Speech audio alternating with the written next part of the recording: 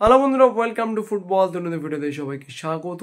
তো এই ভিডিওতে একটা কনফার্ম আপডেট আপনাদের সঙ্গে শেয়ার করব। আপনাদেরকে কালকে রাতের লাইভে যেরকমটা বলেছিলাম যে আগামী 1-2 দিনের মধ্যেই রফসান রবিনকে নিয়ে কনফার্ম আপডেটটা আপনাদেরকে দিয়ে দেবো। রফসান রবিনো মোহনবাগান সুপার জায়ান্টে না মুম্বাই সিটি এফসিতে না অন্য কোনো ক্লাবে, ইস্ট বেঙ্গল যে তাকে কোনো অফার করেনি এটা আমরা এক্সক্লুসিভলি কনফার্ম করেছিলাম।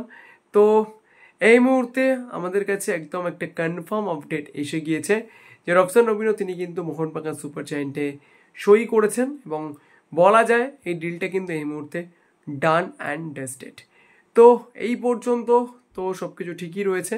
রফসান রবিনো কতটা মোহনবাগান সুপার জায়ান্টের সিস্টেমে যাবে কি যাবে না সেটা তো সময় বলে দেবে। তো সেই নিয়ে আমি কিছু বলতে রাজি নই, সেটা আমরা বুঝতে পারবো ভবিষ্যতে তিনি যখন খেলতে নামবেন তিনি কতটা সফল হচ্ছেন।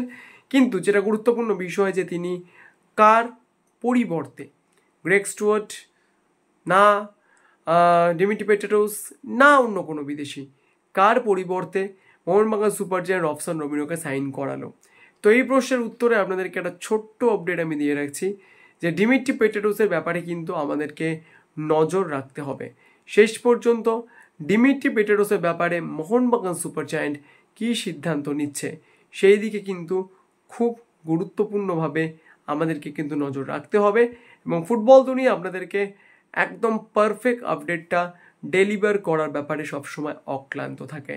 তো এইটুকু বলতে পারি, রফসান রবিনো তিনি কিন্তু মোহনবাগান সুপার জায়ান্টে এই মুহূর্তে the deal is done and dusted, that is 100% confirm. কিন্তু রফসান রবিনো কার জায়গা আছে এটা জানার জন্য মোহনবাগান সুপার জায়ান্ট ডিমিট্রি পেট্রাটোসকে নিয়ে কী সিদ্ধান্ত নিচ্ছে সেই দিকে কিন্তু আমাদের গুরুত্বপূর্ণ নজর থাকবে। তো ভিডিওটা এই পর্যন্ত ছিল। যদি ভিডিওটা ভালো লাগে প্লিজ একটা লাইক করে দেবেন, আর মনে করে চ্যানেলকে সাবস্ক্রাইব করতে ভুলবেন না, কারণ সব সেখানে বলি আপনারা সাবস্ক্রাইব করলেই কিন্তু আরও ভালো কাজ করে মোটিভেশন পাওয়া যায়। তো এখনকার মতো এই পর্যন্তই, দেখা হচ্ছে পরের কোনো ভিডিওতে। Thank you so much to all of you.